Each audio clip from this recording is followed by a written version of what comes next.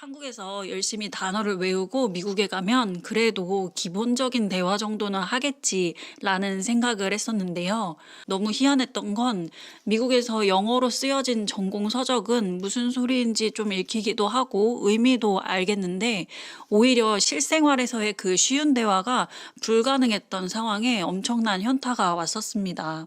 제가 회화가 안 됐던 첫 번째 이유는 아무도 제가 외우고 간 단어들은 실생활에서 쓰지를 않는다는 점이었는데요. 그럼 원어민들은 도대체 어떤 단어를 쓰는 걸까요? 원어민들은 우리가 초등학교 정도에 배우는 기본 단어들의 조합을 가지고 말하는 경우가 굉장히 많았습니다. So, I'm sorry. I went off on you yesterday.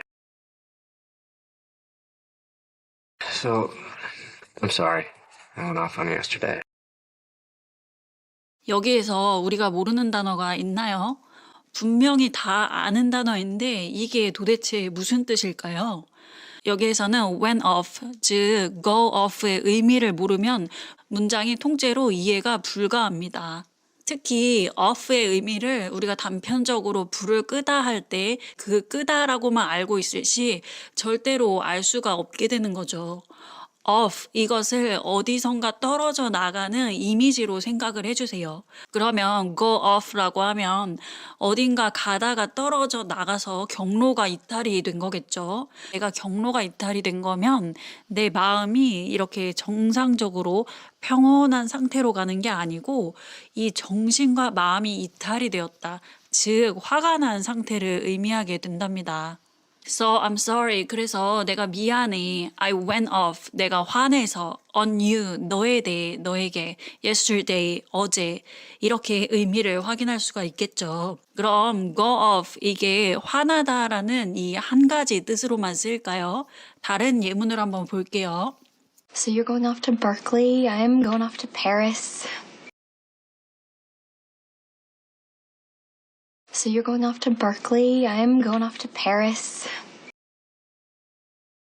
여기서도 똑같이 go off 이게 쓰였죠. go off는 화낸다라고 했었으니까 여기서도 화내다라는 의미가 되겠지라고 1대1로 대응해서 생각하려고 하시기보다는 go라는 가다라는 이미지와 off 이 떨어져 나오는 이미지 이렇게 좀 더 확장된 의미를 가진 이미지로서 접근을 해보면 이 문장을 해석하는데 무리가 없을 거예요. 이 경우에는 go 어디론가 가는 거죠. 그리고 off 우리가 어디에선가 떨어져 나간다라는 이미지라고 했었잖아요. 그런데 to 어디를 향해서 떨어져 나가는 거죠. 그러니까 이 경우에는 어디론가 간다라는 의미가 되겠죠. 아니 그냥 go to 쓰면 될 일 아닌가요? 하실 수도 있는데요. go to 이건 단순히 어디로 간다라는 뜻이에요. I'm going to the park. 나는 공원에 간다 이렇게요. 그런데 go off to 이것을 쓰게 될 경우 출발선에 서 있다가 떠나는 그림을 떠올릴 수가 있습니다. 새로운 출발 또는 특별한 여행을 의미하는 생동감이 부여된 영어가 되는 거고요. 유독 우리 한국인들이 문법에 완벽주의를 기한다는 사실을 알고 계신가요? 저 역시도 문법에 맞지 않는 말을 하게 될까봐 오히려 입을 꾹 닫고 있었을 때가 있었는데요. 미국에서 원어민들 말을 가만 들어보면 이 사람들도 만만치 않은 문법 파괴지왕들이었습니다. So, let's go get some coffee, huh? So, let's go get some coffee, huh? 어디가 의아한 부분인지 아시겠나요?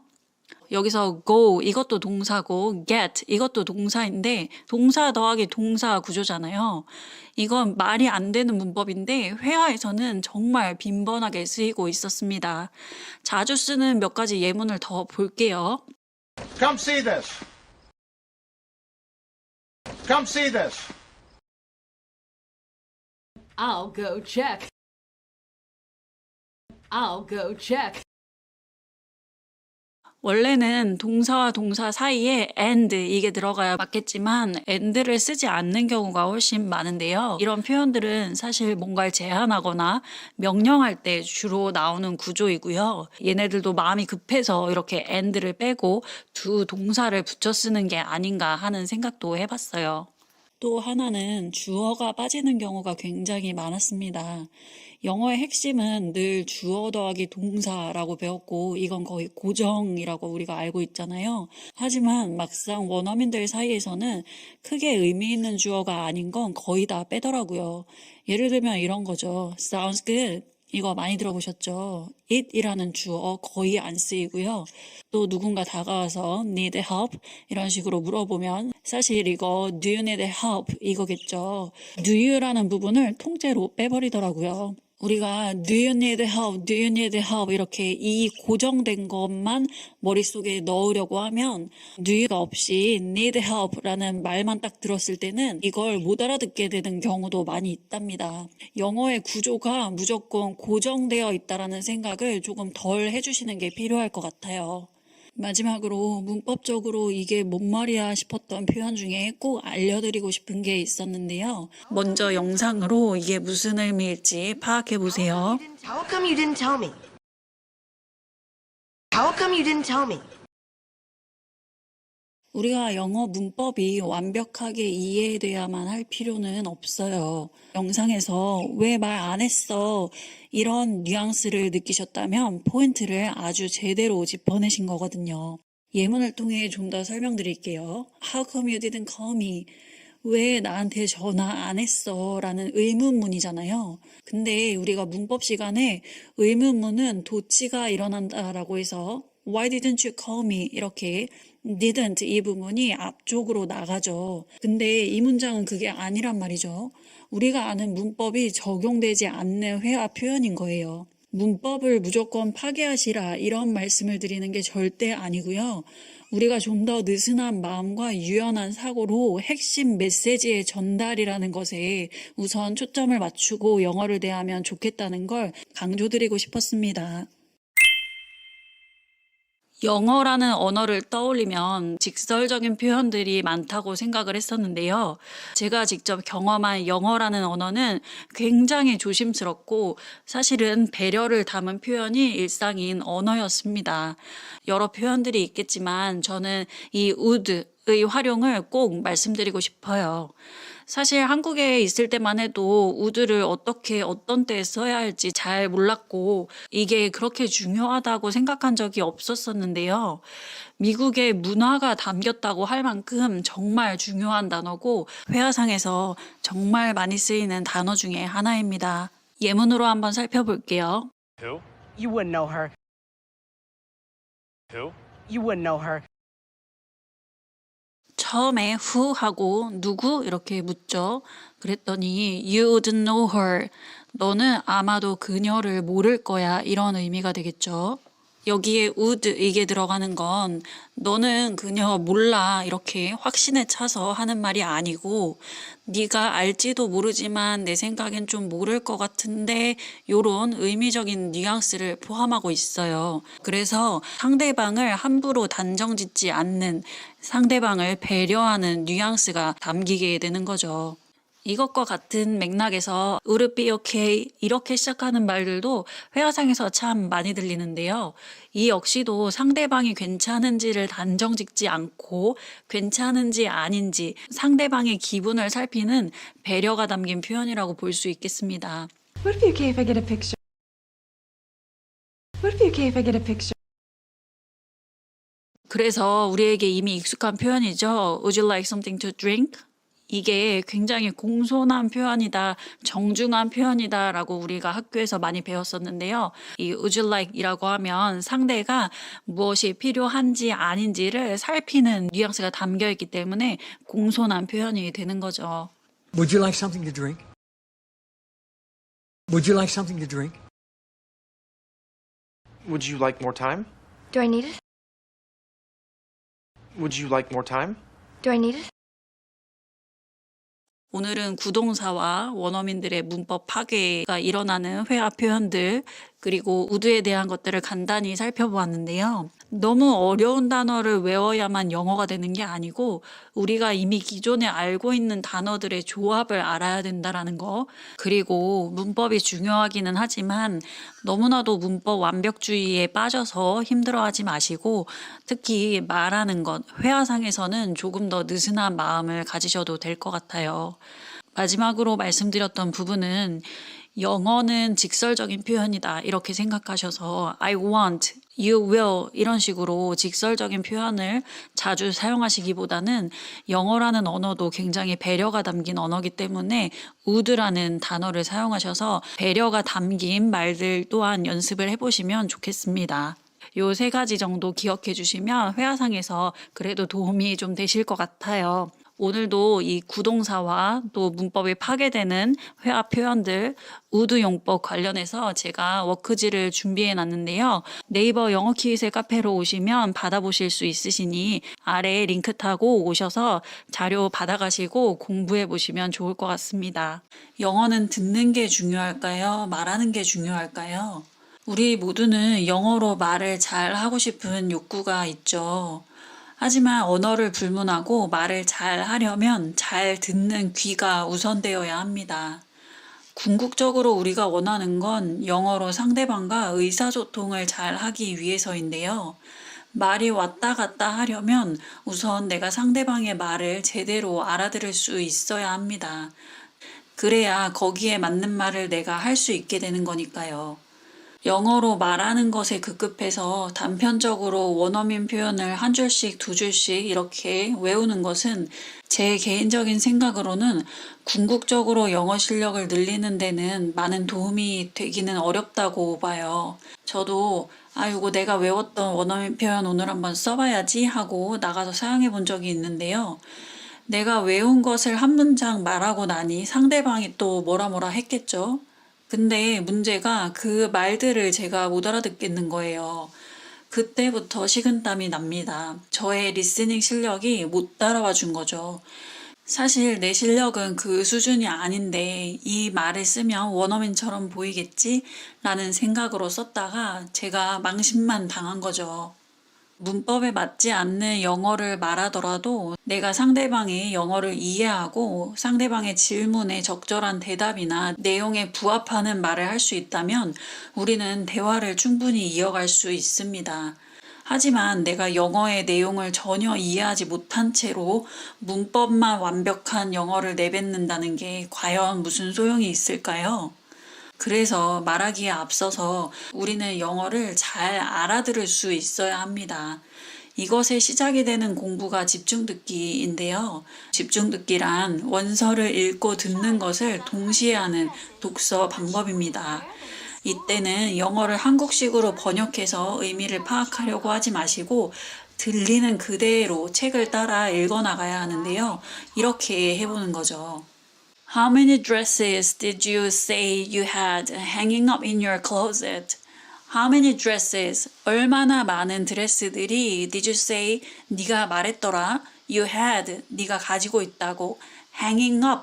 어디에 걸려 있는 거죠. In your closet. 네 옷장에. 이렇게 한국어로는 조각조각 나더라도 전체적인 의미는 파악이 되시죠. 네 옷장에 걸린 드레스가 몇 개라고 네가 말했지? 이런 의미잖아요.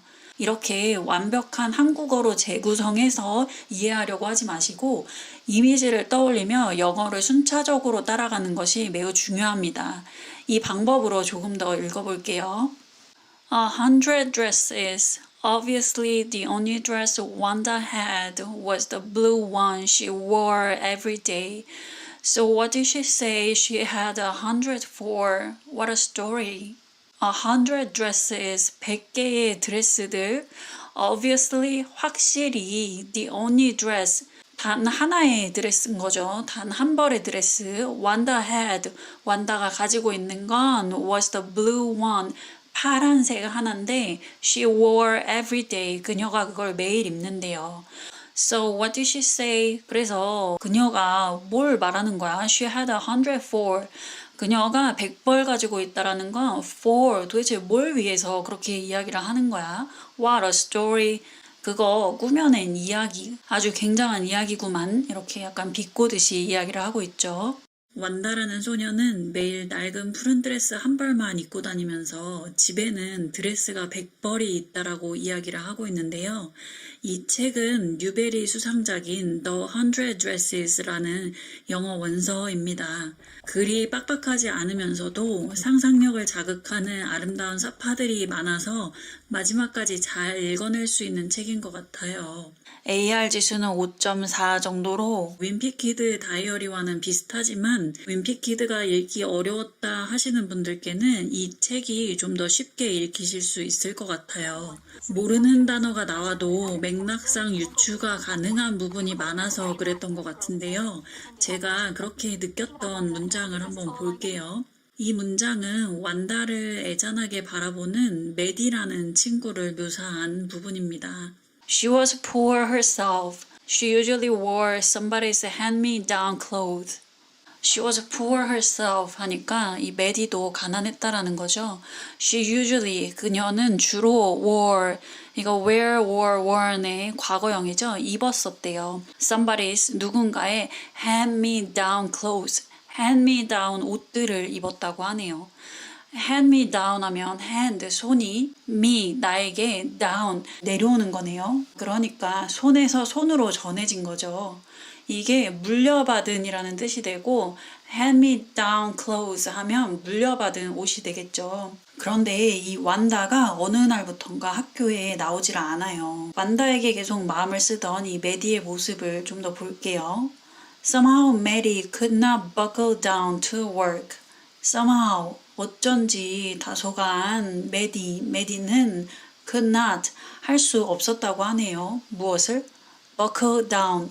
일단 요거 넘어가 볼게요. to work. 일하는데 buckle down 할 수 없었다. buckle down 이게 뭘까요? 저는 이 표현의 정확한 뜻은 이 당시에는 몰랐지만 buckle이라는 것의 뜻이 벨트를 고정하는 거잖아요. 그래서 could not buckle 하면 뭔가 마음을 고정할 수가 없는 건가? 이런 식으로 생각을 하고 넘어갔거든요.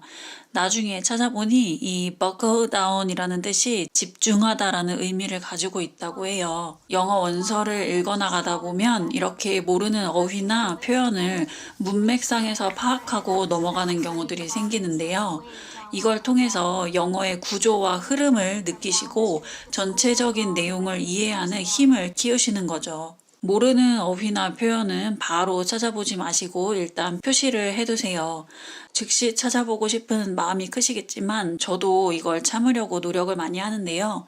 듣고 읽어나가는 흐름을 유지하기 위해서입니다. 단어를 찾을 때는 한영사전도 사용을 하지만 영영사전과 구글에서 이미지 역시 함께 검색해 보면 도움이 되실 거예요.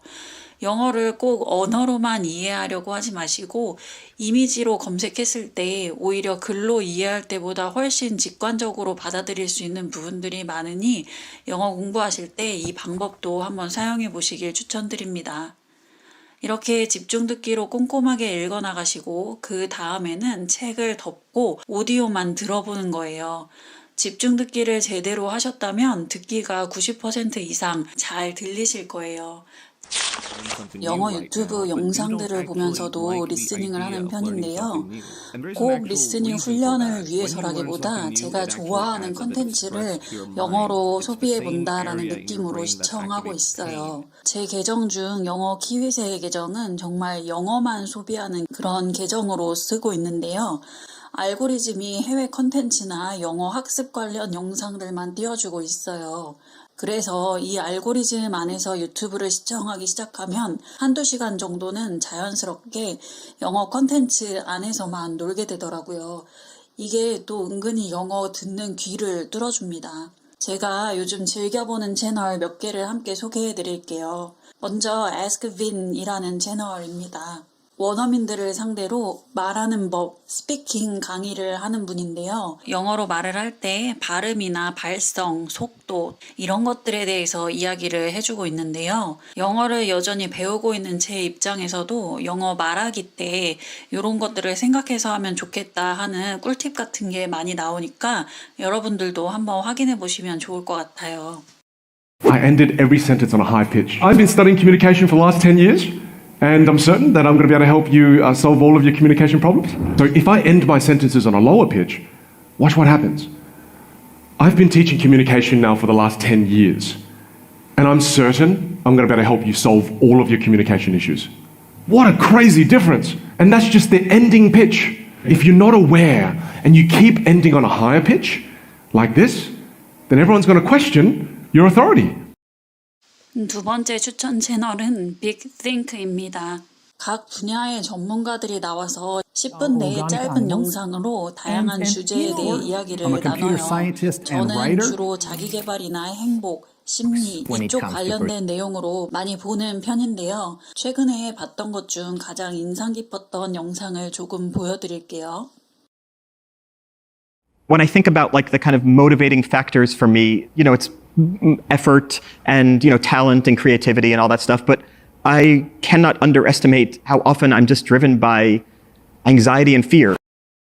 Once you're able to kind of reframe that anxiety as fuel, as motivation, as care, you worry less and are motivated more.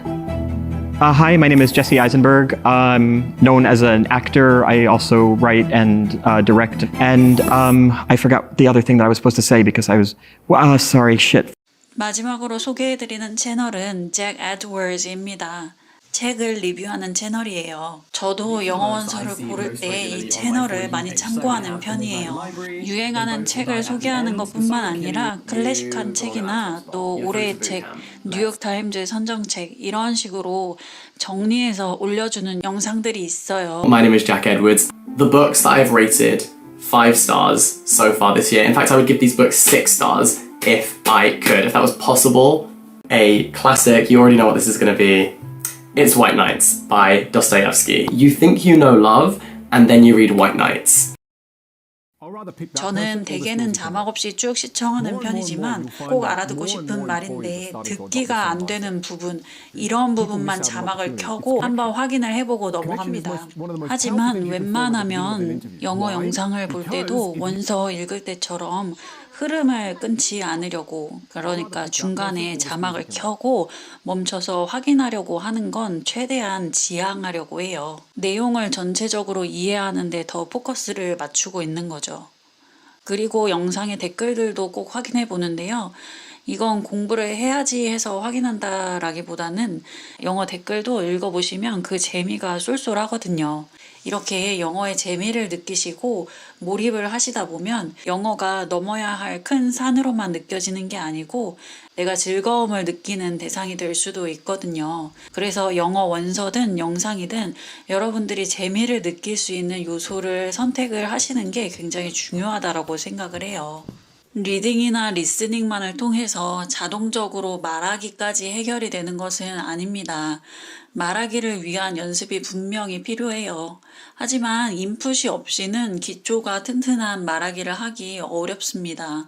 하나 외워서 하나 써먹는 인스턴트 같은 영어 말하기가 아니라 시간이 걸리더라도 내가 영어라는 것을 충분히 이해하고 그것에 대한 기초를 탄탄하게 만드는 방법을 통해 영어를 공부해 나가시길 바래요. 영어 원서의 오디오를 어디에서 듣는지 물어보시는 분들이 많이 계신데요. 저는 스크립트라는 사이트를 사용하고 있어요. 이 사이트는 매달 구독료가 결제되는 유료 서비스이기는 하지만 30일간 무료로 사용해 보실 수도 있기 때문에 여기서 무료로 한번 들어보시는 것도 좋을 것 같습니다. 한국에서 나고 자란 저는 미국으로 유학을 갈 때도 고등학교 때 보던 단어장을 들고 가서 하나라도 더 외우고 다음날 나가려고 노력을 했었는데요. 단어를 정말 많이 외웠는데 뭔가 계속 원어민들의 말은 못 알아듣겠는 거예요.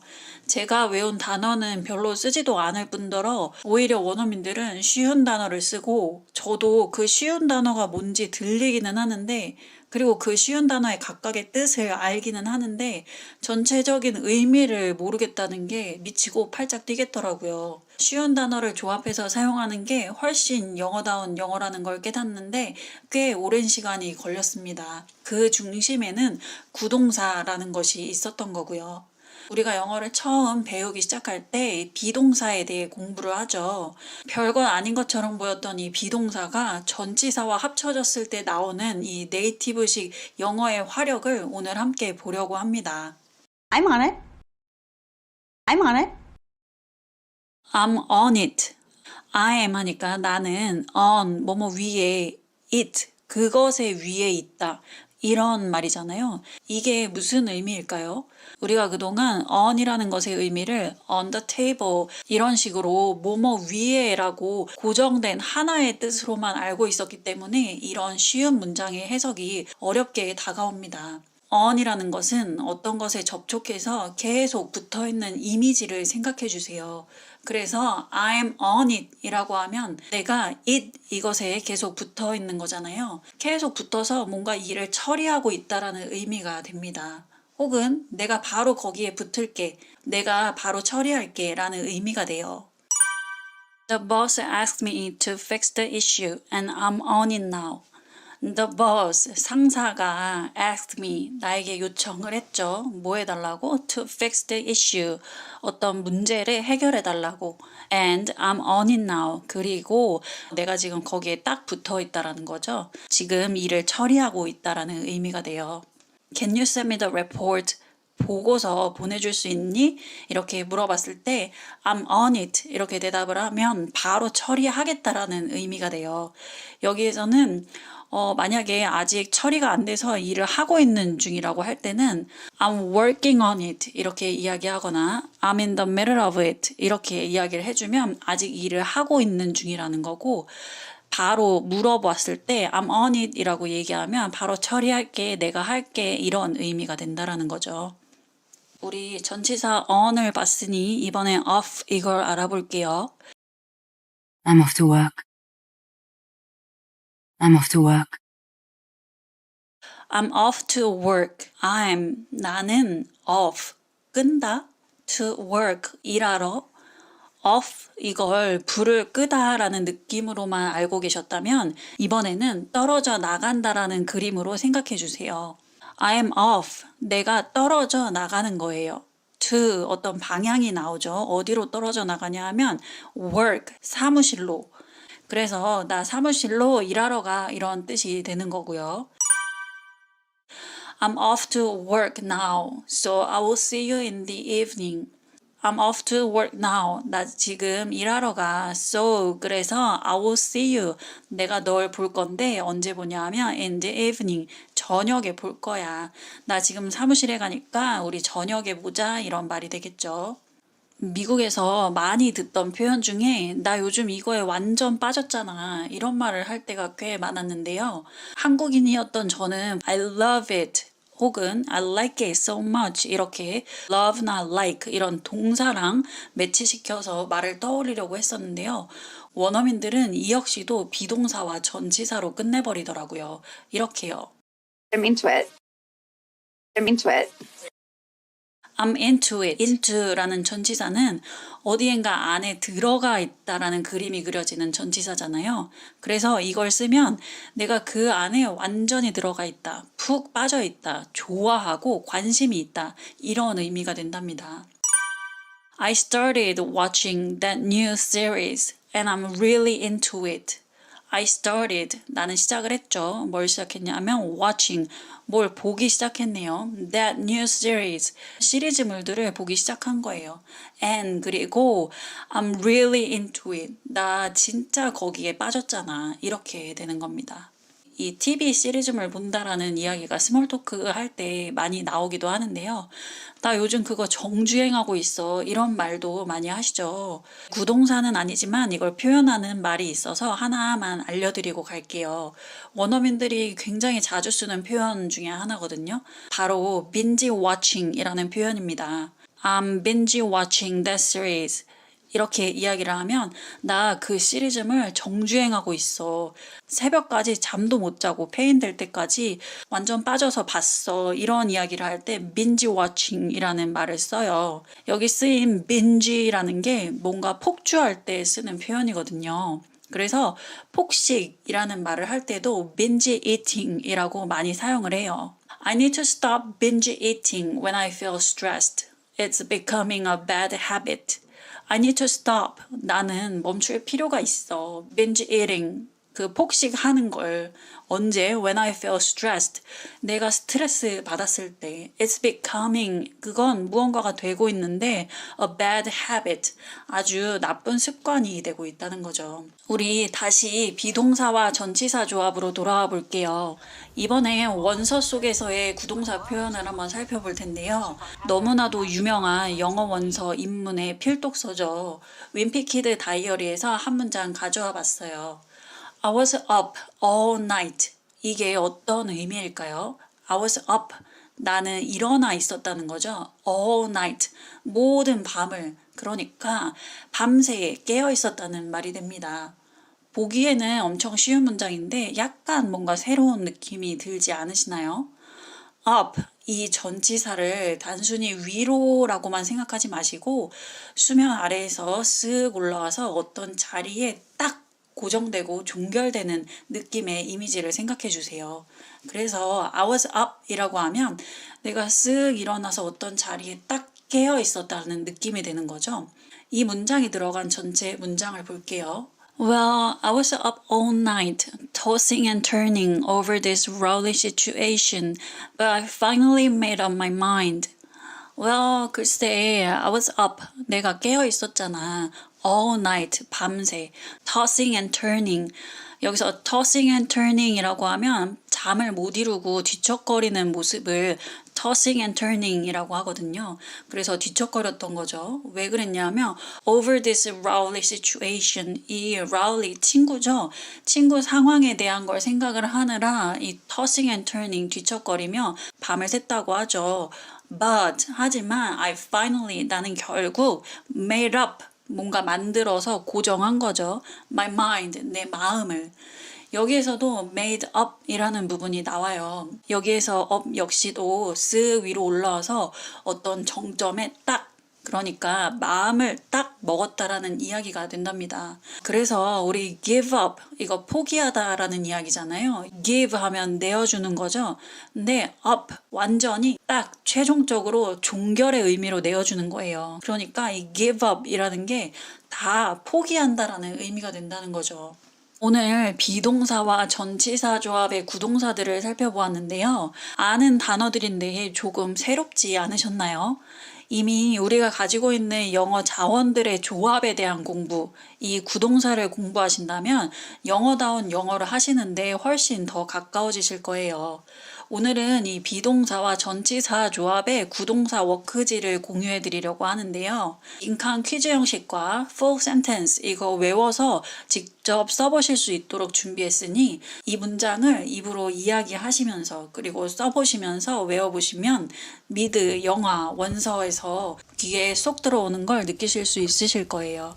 이 구동사라는 게 꾸안꾸 느낌 가득한 이 영어라고 저는 생각을 하거든요. 이런 구동사 표현들을 많이 익히셔서 회화에서도 멋지게 사용하시길 바랄게요. 저는 대학교를 졸업할 때까지 한국에서 한국식 영어 교육을 받았는데요. 석사학위를 따려고 미국으로 가기 위해서 토플이나 GRE 공부도 정말 열심히 하고 미국으로 갔기 때문에 나름대로 자신이 좀 있었습니다. 하지만 미국에서 제 생존 영어의 실상은 완전 아사리판이었는데요.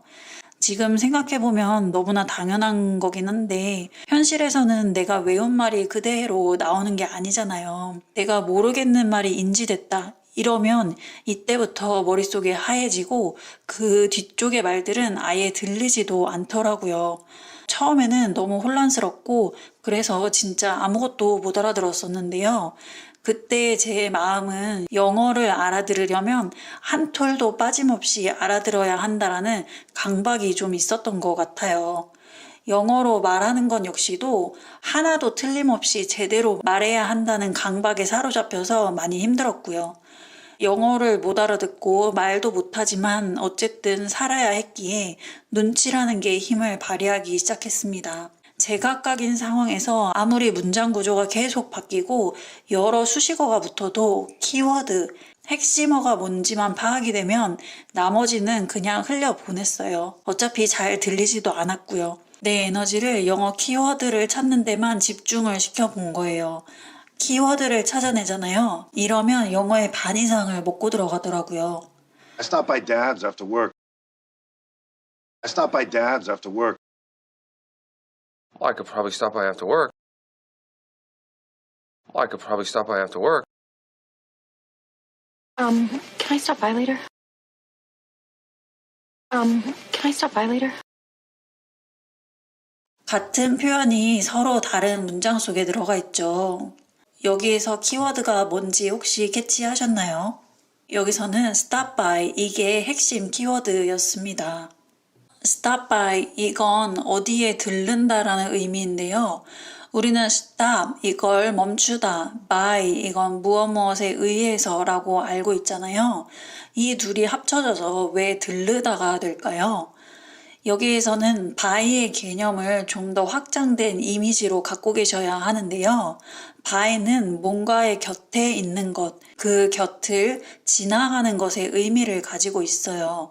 그래서 stop by 하면 어떤 것의 곁에 멈춘다. 그러니까 어디에 들러서 잠깐 멈춰 있는 이런 상태, 의미가 되는 거죠. 다시 실전 상황으로 돌아와 볼게요. 제 경험상 영어 원어민들도 다른 건 막 뭉개고 연음이 일어나고 하지만 키워드 부분은 그래도 좀 선명하게 발음을 하는 편이더라고요. 그러니까 우리가 다양한 예문을 접하면서 이런 키워드 찾기 연습을 해야 하는 거죠. 영상을 한번 다시 볼게요. stop by 이 부분이 좀 더 잘 들리는지 한번 확인해 보세요.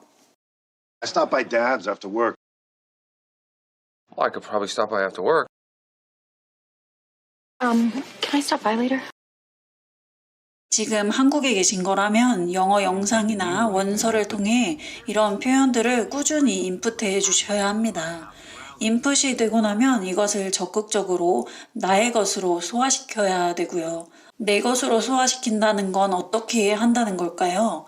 내 상황에 맞는 말로 직접 만들어 봐야 하는 거죠. stop by라는 표현을 내 머릿속에 넣었다. 그러면 이제 이게 자동으로 이 표현이 나온다? 이게 절대 아니거든요. 머릿속에 넣어놓고 쓰지 않으면 이 표현이 입으로 절대 안 나와요. 이걸 계속 사용하는 훈련을 생활 속에서 하시고 살아있는 어휘로 만들어놔야 필요할 때 탁탁 내가 말을 할 수 있게 되거든요. 처음엔 짧은 문장들로만 만들어서 한번 말해보세요.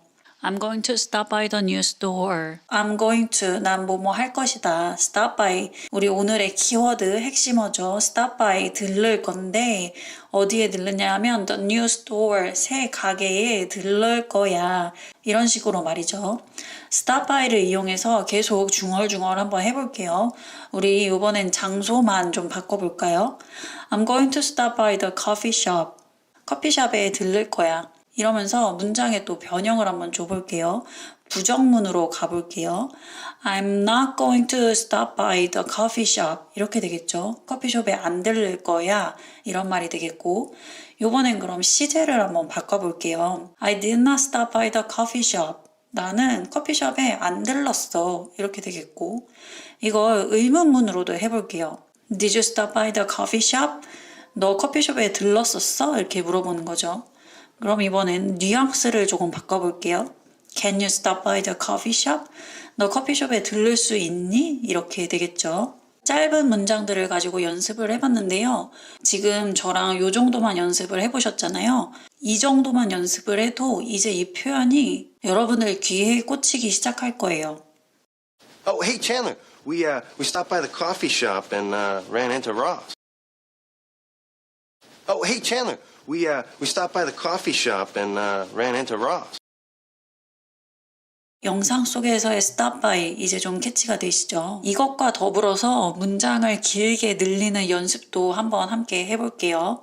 오늘 stop by 이거 가지고 하고 있으니까 계속 이걸 가지고 연습을 해볼게요. 나는 도서관에 들를 것이다. 그러면 I'm going to stop by the library. 우선 이렇게 간단한 문장이 되겠죠.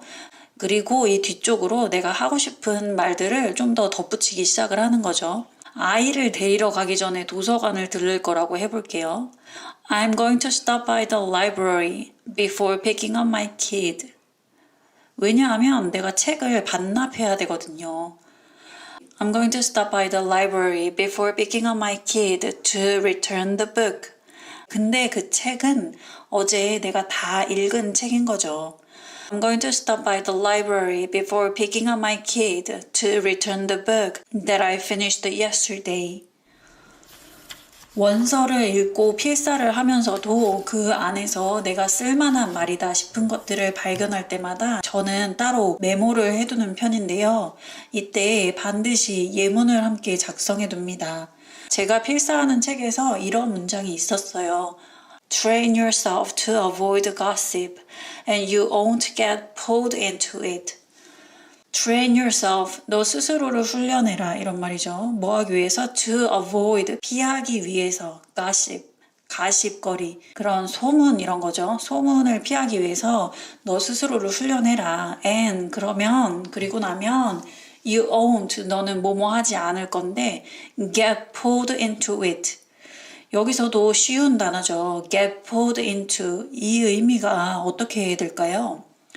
get pulled 됐으니까 끌어당김을 당하는 거죠. into 어디 안으로, 어딘가 안으로 끌려 들어감을 당한다라는 의미니까 이게 뭔가에 휘말리다라는 말이 된답니다. 이제 이 표현을 이해하고 나면 요 get pulled into 요것만 머리에 집어넣어 놓는 게 아니라 이게 들어가는 예문을 한번 만들어 보는 거예요. 저는 이런 문장을 한번 만들어 봤는데요. I don't want, 나는 원하지 않죠. 뭐 하는 걸 원하지 않냐면 to get pulled into, 어디에 휘말리고 싶지가 않은 거예요. Their argument, 그들의 논쟁에 휘말리고 싶지 않다. 이런 식으로 영어를 좀 더 내 것으로 소화시키려는 노력을 해주세요. 그러면 이 표현을 다른 곳에서 만나게 되었을 때 반가움과 동시에 그거 하는 느낌이 딱 오며 내 것으로 체득이 되는 경험을 하게 되실 거예요. 원서에서 공부했던 표현을 미드나 영화에서 확인하게 되거나 아니면 미드나 영화에서 배웠던 표현을 원서에서 확인하게 되는 이런 경우들이 분명히 많이 생기기 시작하거든요. 이런 경우들이 많이 생기면 생길수록 여러분 것으로 체득되는 영어의 양이 많이 늘어난다고 봐주시면 될 것 같아요. Get pulled into the conflict. Get pulled into the conflict.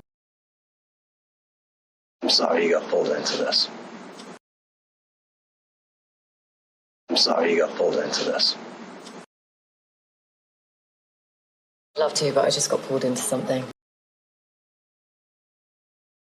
Love to, but I just got pulled into something. 물론 이걸 이제 내가 말할 수 있는 상황까지 온다면 훨씬 더 좋겠죠. 아니, 말할 수 있는 상황이 어떻게 가능하냐. 여긴 미국도 아니고 여긴 영어를 쓰는 국가도 아니고 한국이라는 환경에 있는데 말하기 연습을 어떻게 하냐 이렇게 물어보시는 분들도 계시죠. 영어가 모국어가 아닌 사람들이 영어 말하기 훈련을 할 때 하는 공통적인 방법들이 있어서 오늘 이 부분까지 한번 함께 소개를 해드리려고 하는데요. 이 사람들이 제안하는 방법을 한번 함께 들어볼게요. I wasn't really practicing by myself, and I had no one to practice with me. So the thing that I did is that after watching every single video, I was summarizing them in my own words, and I was explaining it to an imaginary friend. I know it sounds creepy, I know that, but it worked for me. Where do I practice? You can talk to yourself. Every time you open your mouth is a form of practice. The more familiar you become with that English language, the less time you need translating in your own head. Fourth, try talking to yourself. I've mentioned it several times. This might seem weird, but it's an excellent way to make the new language a part of your daily life. For beginners, you can start with easy sentences about your day. Say things like, the traffic is bad, or I will be late for work. As you get better, you can start talking about your thoughts and feeling in the new language. And more complicated sentences like, who spent 45 minutes in the bathroom? The more you do this, the better you will get at making sentences in the new language. 내가 나의 가장 좋은 영어 말하기 연습 상대입니다. 영어 원서를 읽었거나 어떤 영상을 보셨다면 그것을 덮고 내가 나에게 그 내용을 영어로 한번 말해보는 거예요. 아니 알겠는데 영어가 아예 나오지를 않는다니까요 하는 분들, 매일 연습해 볼 수 있는 대화문 일주일치를 공유해 드릴게요. 집안일을 하시거나 출퇴근하시는 길에 따라서 말씀해 보세요. 인풋을 하며 아웃풋을 하는 효과가 있으실 거예요. 그리고 꼭 똑같이 이 스크립트를 외우지 않으시더라도 내가 누군가와 영어로 대화하고 있다라는 상상을 해보시며 말하기 연습을 해보시면 분명 도움이 되실 거예요. 오늘도 저와 함께 끝까지 영어 공부해 주셔서 감사드리고요. 오늘 내용이 도움될 것 같은 지인들에게 이 영상을 공유해 주세요. 지금까지 영어 기회세였습니다.